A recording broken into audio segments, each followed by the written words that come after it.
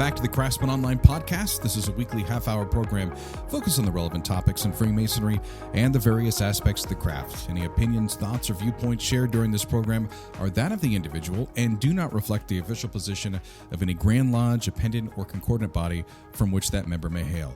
I'm your host, Brother Michael Arce, Editor-in-Chief of Craftsman Online, and we got a 2-for-1 here. We're going to welcome Brother Nathan Tweedie and Right Worshipful Tom Pullyblank to the podcast, who are both members of Otsego Lodge number 138, as we get ready to talk about the Cooperstown Masonic Con. Welcome, brothers. Thank you. Thanks for having us.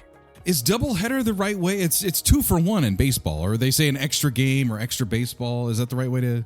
I think it'd probably be more accurate for like the two for on drinks, you know, so more like the promo than the double header. Gotcha. In Masonic Cons, you know, for many of us, we've talked about this over the summer. These are events that are growing in popularity, and the great part about it is it's also created a resurgence in Masonic education and the excitement and the need for it within our craft. And Brother Nathan Tweedie and Right Worshipful Brother Tom Pullyblank are both organizers of the Cooperstown Masonic Con, which is finally taking place the weekend of October 8th and 10th at the National Baseball Hall of Fame here in Cooperstown, New York. And I'll start here, but I say finally taking place because I remember seeing teasers and previews for this in 2019. And in my experience in working in minor league baseball, it was always games are not postponed, or games are postponed, they're not canceled.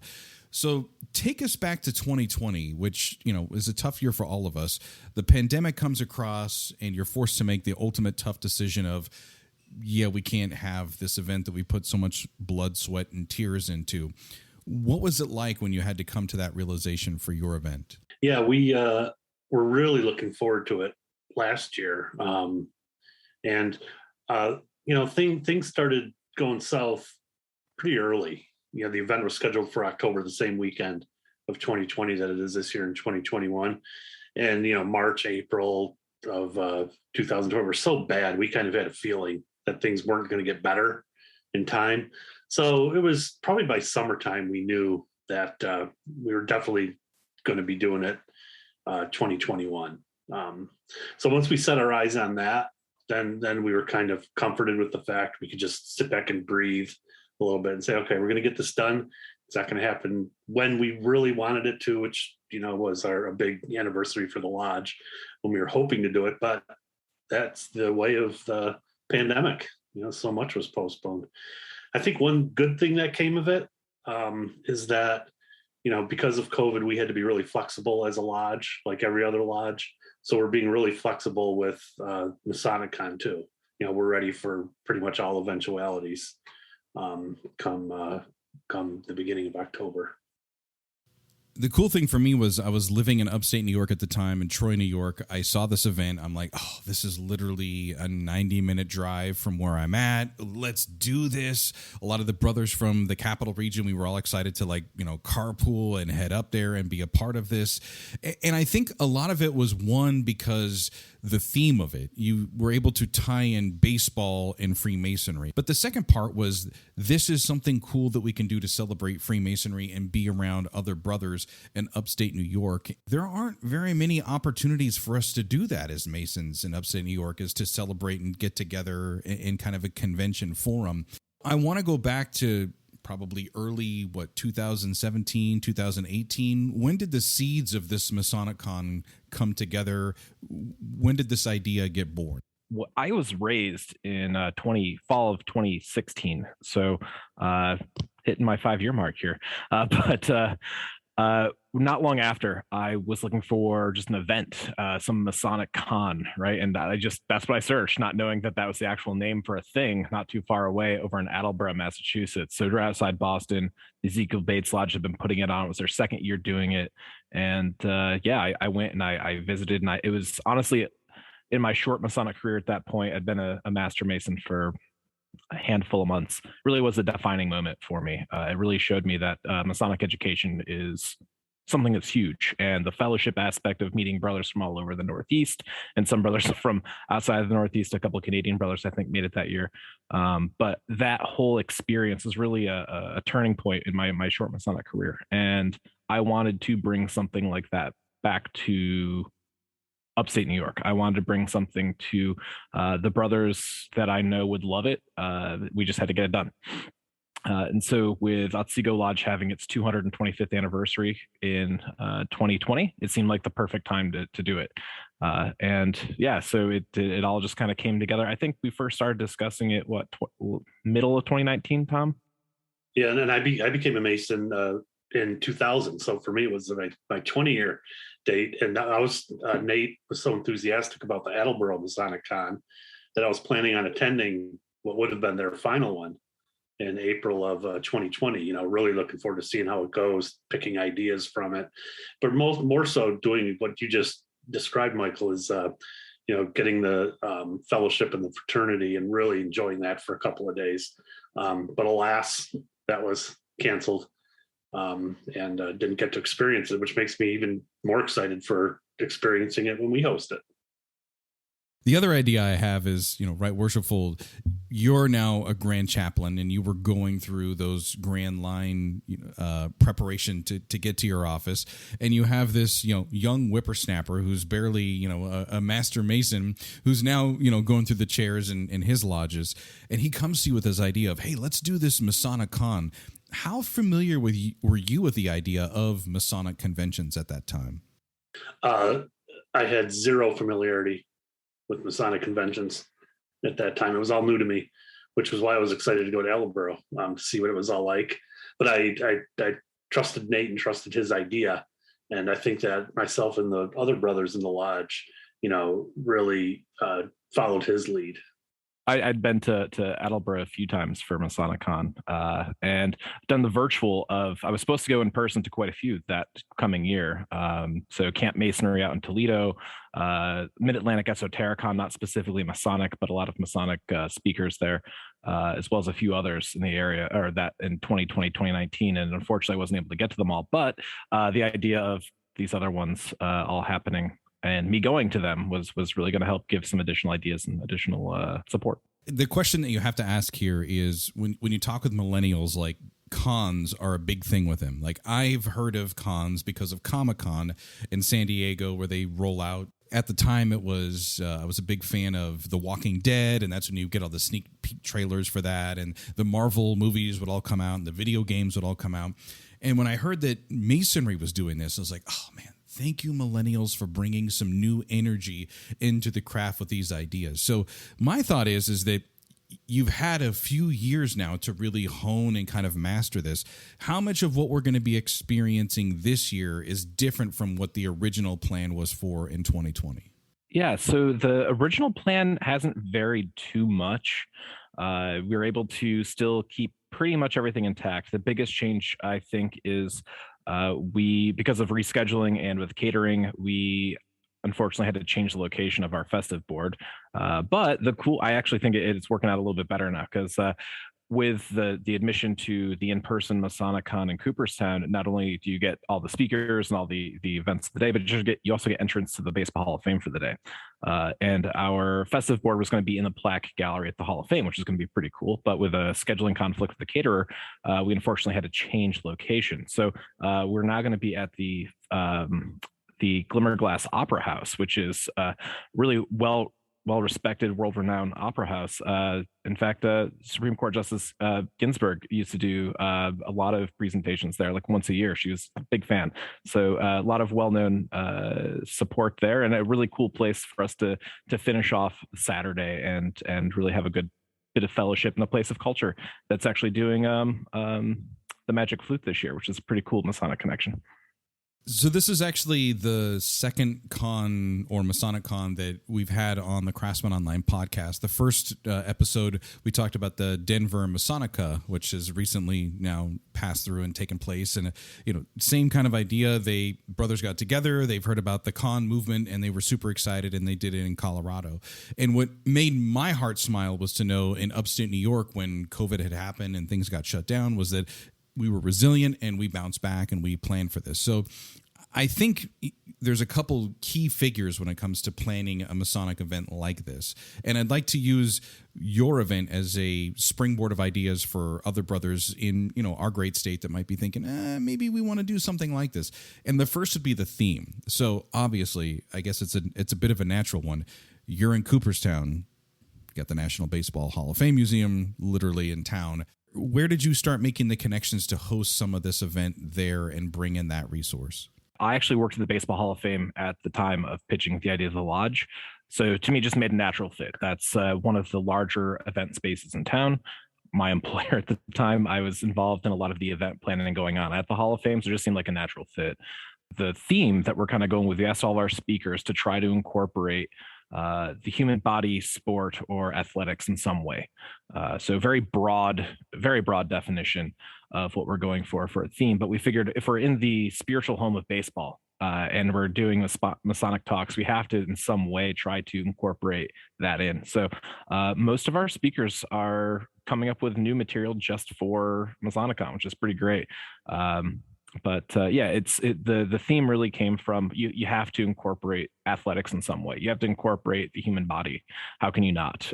Being that we're in a place that is so synonymous with excellence of the human form. That was one of the things that kind of drew me to this was that, being an upstater myself is that, the Cooperstown with the Baseball Hall of Fame, like that's an obvious like connection point. And a lot of us don't think that there are those Masonic connections to baseball. And what's unique with the Cooperstown Masonic Con is there is that virtual element. So, anyone listening to this program can all go onto the website and register and participate and be a part of some of the virtual events here. So how much of your agenda dips into the national pastime?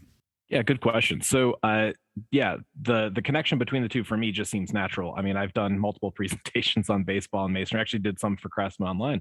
And as far as the virtual aspect of connecting everyone into our event, all of our speakers will be available through the virtual. So what's really cool is everyone can still experience it even if they are different times on different continent. I know it's with virtual masonry, especially the virtual lodges, you get brothers from all over the world meeting in lodge together, which is pretty cool. So hopefully we get the same with our Masonicon here, with brothers from all over the world who appreciate baseball, who appreciate masonry, just getting together and enjoying that together. And I didn't know until Nate taught me the number of brothers who are in the Baseball Hall of Fame. And it keeps growing. The more research I do, the more I find out. Most recently, I just did a presentation a few months ago with a lodge of research, or not a lodge of research, a lodge of instruction in Massachusetts. And they're like, oh, we have a Hall of Famer from our district. He's not on your list. And sure enough, I totally missed him. Billy Hamilton, not the current major or recent major leaguer, but the dead ball era Billy Hamilton. So totally missed him. The former stolen base champ. So pretty cool. That huge name for the time period. Totally missed him. Nate won't do it, but I will, as the co-editor of CraftsmanOnline.com. A shameless plug. He has given an excellent Masonic talk on baseball and Freemasonry, as well as several articles about baseball and Freemasonry. You can get those on our homepage at CraftsmanOnline.com. For this event, though, if you're interested in joining either virtually or in person, their website is Cooperstown Masonicon.com. That's Cooperstown Masonicon.com. And of course, we'll have all the details on how you can get to the website in our show links. But I'm excited because this event is coming up on October 8th through the 10th, and you've really jam-packed a ton of events into your agenda. I want to start first with the speakers, because first you have a great theme in baseball, but you have 2 days of top-notch Masonic authors, researchers, leaders, and speakers lined up. So pardon the pun, give us a rundown of the topics or your batting lineup as you would for this event. Yeah, so the idea behind the speakers was I really wanted two kind of tracks. I wanted one where the brother who, like me, the first Masonicon, I was overwhelmed when I got there. Actually, it was Angel Millar, who's one of our speakers. He was the first speaker I heard. I walked in and he's talking about alchemy and all this stuff, and I was completely lost. Like, how is this Masonic? I don't understand. So I really wanted to make sure that there were two tracks. One that's for the the guy walking off the street doesn't know a thing about Freemasonry, doesn't know a thing about baseball, can just learn. And I wanted one that was for the adept Mason that's been reading for decades too. They could still learn something too. So there's a bit of everything for everyone, and I try to make that split right down the middle. And we get some bleed over, which is really pretty cool. And I really appreciate that with our speakers. They've done a really good job. But yeah, so I'll just get right through it. So Robert Marshall from the Historical Light podcast and the Kansas Lodge of Research. He is actually from Waco Lodge in Texas, and they have Hall of Famer Ted Lyons as a member of their lodge. And so he'll be speaking about the historical correspondences between him and his lodge during his time in World War II, and other related topics on history, historical research. Ted Lyons and Waco Lodge. So he's one of our speakers. And then the original Masonicon founder, the OG of Masonicon organizing, Brian Simmons, will also be presenting. Don't have a title or official topic yet. I do know it's going to be on baseball and masonry. Brian's a huge Red Sox fan, big fan of baseball, and a huge supporter of us because he loves baseball so much. He loves Cooperstown. And actually, when I presented at Masonicon in Attleboro, he made sure to give a nice big talk at the festive board that evening about how much Cooperstown meant to him as a child. And then the previously mentioned Angel Millar, he will also be presenting. He will be speaking on, oh geez, I have to check my notes because I've already forgotten. Sport, spirituality, and masculinity, which ties in pretty well with, if you've followed his works, that's right in his wheelhouse. So be really interesting to see what he has to say on those topics. But even though we're focusing on, it's at the Baseball Hall of Fame, but we're not focusing just on baseball. We're focusing on other sports as well. Anything having to do with the human form, right? So brother Mike Jarzabek, former senior Grand Warden of the state of Massachusetts, or Commonwealth of Massachusetts, he will be presenting on Dr. James Naismith, Virtue Through Motion. Naismith being the founder of basketball and also a brother Freemason. And also we have Dr. Bob Goodman, who will be presenting on Masonic hockey, the Hershey Bears and the Hockey Hall of Fame and Freemasonry. He did write the book on Freemasonry and hockey called Forged on Ice. So he will be talking on basically the topic of the book. Don't know if he has any available for sale there, but that'll be nice. P.D. Newman, the author of quite a few books recently, but his topic will actually be the title of his most recent book, Angels in Vermilion, the Philosopher's Stone. The Philosopher's Stone from D to DMT. So again, Angels in Vermilion, the Philosopher's Stone from D to DMT. And then his good friend and also very prolific writer as of late, Jamie Paul Lamb. And Brother Lamb will be presenting on the Mesoamerican ball game. So for those of you who know about the ball game, it's a ritualistic sport that was performed in a large chunk of Mesoamerica, and he'll be presenting on that. So that's just a handful of our speakers. We also have Greg Kaminsky of the Occult of Personality podcast. He'll also be joining us with a to be determined topic, as well as our own Richard Vang, the only brother of Otsego Lodge to be presenting. Brother Vang is a very well researched and learned brother, and he'll also be presenting as well. Well, what I loved about the agenda was you have guys that are obviously going to make the connection between baseball and Freemasonry, but like other brothers are going to come in and talk about more of the esoteric or larger aspects of it. I have to ask this question because if I don't, I feel bad for the brothers that are in person. I was excited. I wish I was still in the area so that I could attend this in person, but is wearing baseball fan gear encouraged? What is the etiquette for this as far as attire goes for this event? You're in Cooperstown. You wear baseball gear, whatever team you want, current or historical. I'd love it if some Montreal Expos fans showed up. Yeah, that's perfectly fine. The thing with Masonicons, it's like any other con, right? I mean, I'm not expecting cosplayers to show up, but if someone does Masonic cosplay, you know what? They'll get a nice crisp high five from me. But yeah, no, it's not formal dress at all. You're not going to a lodge meeting. You're going to a bunch of speakers. We're having fun. If you want to dress up, by all means. But yeah, baseball jerseys, baseball caps, even hockey jerseys. We got a hockey talk, so why not, right? Let's have some fun. Let's make it a really a con experience rather than another Masonic symposium, right? Let's make it a con atmosphere. This is the point I was trying to make, is that there were so many guys that we didn't get a Grand Lodge session this summer. And when I normally attend those, to my wife and to friends, and they're like, what's the reason that you're going to New York City for, this amount of time in May? Is I'm like, it's like a Masonic convention. Because if I was to say, oh, it's Masonic Grand Lodge, well, that's easily a 30-minute conversation that most people are going to tune out on. And I think a lot of brothers are just excited to get back together in person.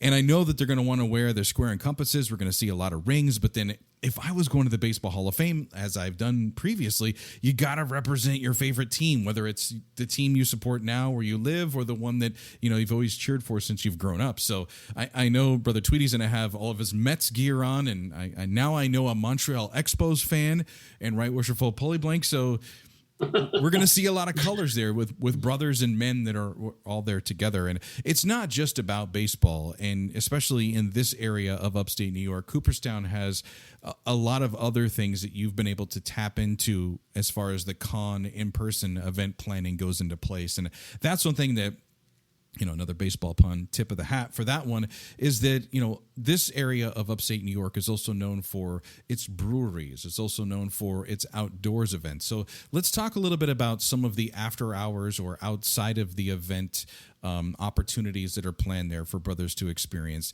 How can they be a part? You had mentioned that there's going to be a special dinner and there's also going to be some tours. How can guys be a part of this?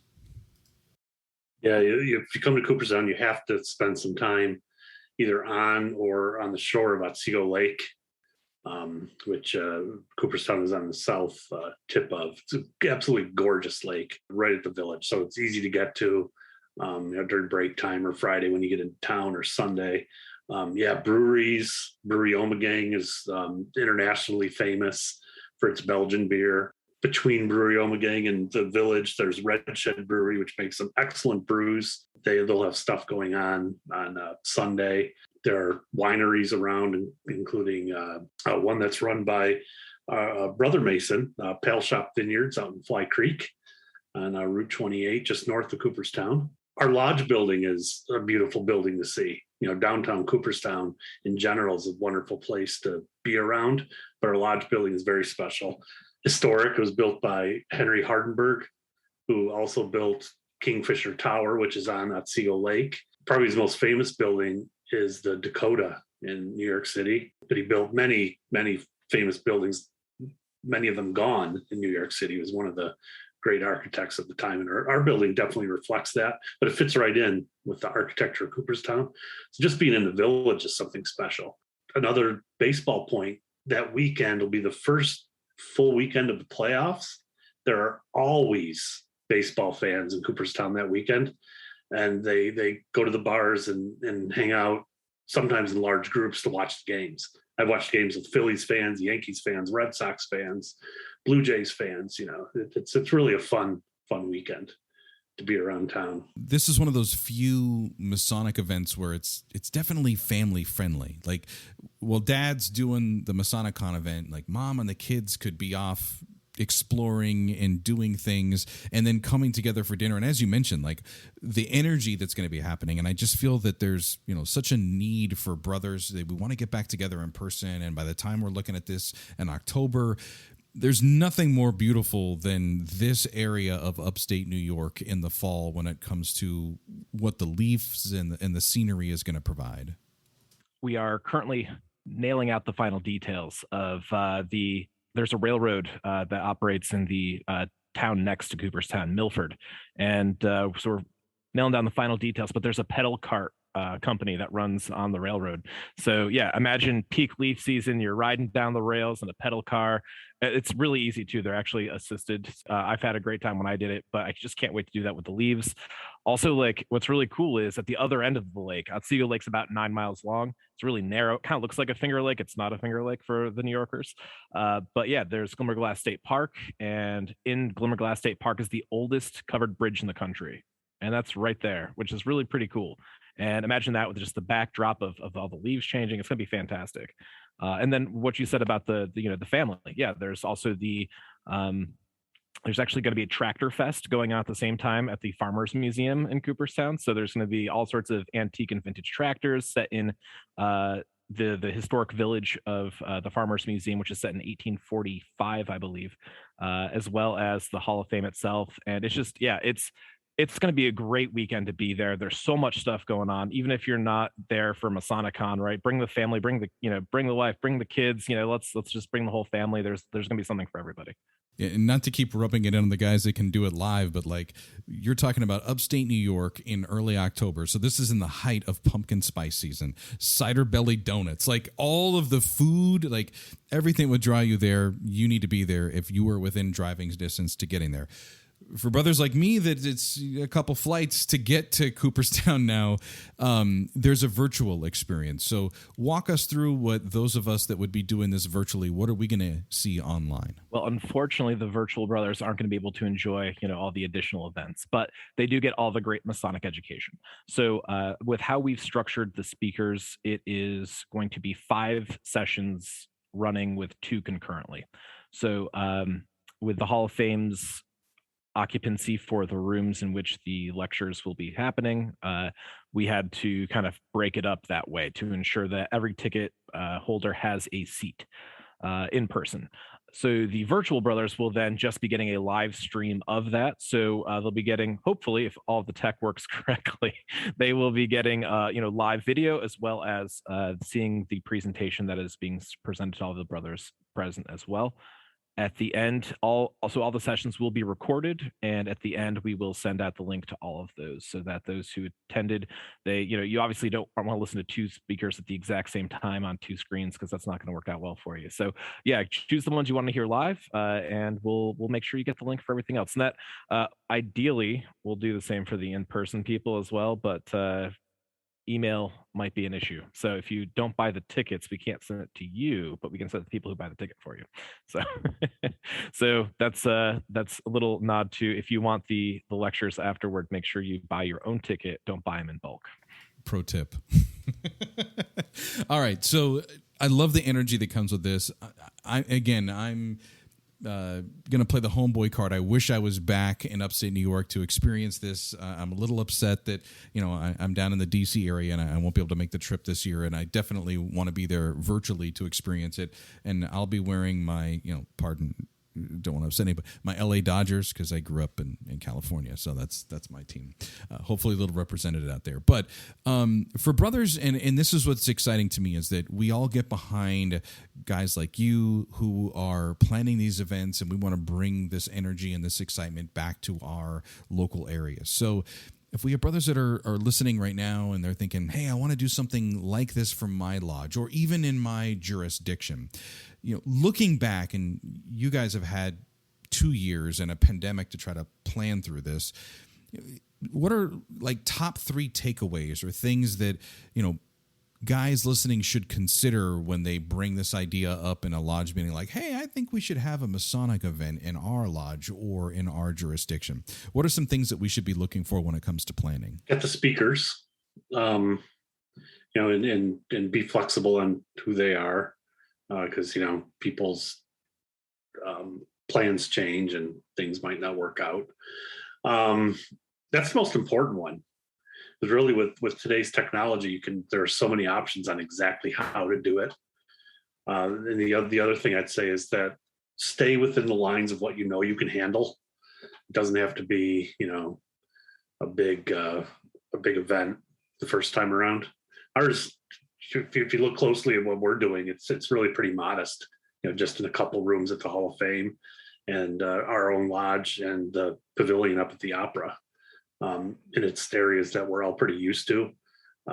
So, keep it humble at first and then grow from there. And the third thing I'd say is that make sure that the brothers in the lodge are on board. And those first 2 things will help facilitate the third. When you present to whoever you're presenting the idea to, make sure you have a well thought out plan. Be willing to adjust anything and everything. But at least if you come with, here's what I'm thinking, here's what I want to do, people get a full idea, a full picture of what you're thinking, and then they know exactly what you're talking about. Because for most of those, those, as someone who's not a past master, all those grumpy past masters sitting on the sidelines, right? You're just like, oh, we're gonna do this new thing. Well, we didn't do that in my year, so we're not gonna do it now, right? But if you if you actually give them hey, this is what we're doing, right? This is what I want to do. This is my idea. This is my plan. And how can you not get excited about that? How can you not get excited about, hey, we're gonna have good quality education, we're gonna have good fellowship, we're gonna have great experience for everyone who goes there. That's why I love the con concept so much. There's Masonic symposiums and lecture series and stuff like that all over the country, but they don't get guys as excited as the cons do. Why? Because it brings all that extra stuff to it. So make sure you really push all aspects of it when you present it. And I think that's really the key to getting people on board, is to just show what a great time it is. But yeah, so speakers, make sure you know who they are, get a good list, get a varied list. And you can easily find those. I'm going to plug Robert Johnson and Whence Came You. The Whence Came You podcast, if you go to his website, he actually has a link to a Masonic speaker list. And there's tons of great speakers, all different levels, right? Some that are really into some really rabbit holes, and some guys that are pretty 101 type lecturers, and everything in between. So any type of level of Masonic education you want, you can get it right there. Shameless plugs and some on there, but I love that. And I love the idea that when else can you see literally hundreds of brothers come to one part of a state or a jurisdiction who are there for a Masonic event. And that is going to cause other men who may or may not have that thought in their mind, like, hey, what is this thing with Freemasonry? And especially when you can reach out, and not everybody has the Hall of Fame in their hometown, but being able to connect something special about your area's history to Freemasonry and bringing other people in and just moving those tent stakes. Like, for me, I can't wait to talk to you guys after the event to find out, how many brothers came knocking on the door and wanted to start attending, future brothers, came from this event. How many interested gentlemen found Masonry because of something special like this? Yeah, I'm really curious to see how that's going to play out. I know from those who've had these events before, they've said they've got a handful of people who, oh, what's going on? They walk on in and learn, and a couple petitions have gone out. So I'm really curious to see if we get any local interest or not from this, but I hope so. Oh, I'm going to guess you're going to get a few, maybe some affiliates that want to be a part of something special, because this is neat. But that's not what this whole event is for, obviously. But it is something that's beautiful about exposing more men to some of the other facets of Freemasonry that they might not experience if they came into a lodge. And I think it's one of the learning points for other lodges to sit here and go, hey, there's something unique and special about our connection to the community. How can we do this? And for incoming masters this year, as we start talking to brothers who are planning their trestle board or have a trestle board in place, it's what can you do to make that brother bring a friend night have a little bit more pop, a little bit more excitement than just what we've all probably attended in the past. And having an event like this and thinking about it not just like, oh, hey, we got this great idea and we're going to do it next month. No. I'm sure you guys would say this was literally years in the making. It wasn't the pandemic that delayed it. It was that you had several planning sessions before it even went live. This has been the Craftsman Online podcast. Again, I want to thank my brothers and guests for coming on this week. That'd be Brother Nathan Tweedie and Brother Tom Pullyblank. Thank you so much for being a part of this. If Masonic education is important to you, you can sign up for our email newsletter at craftsmanonline.com. New episodes of the Craftsman Online podcast are available for download every Monday morning. Until next time, let peace and harmony prevail.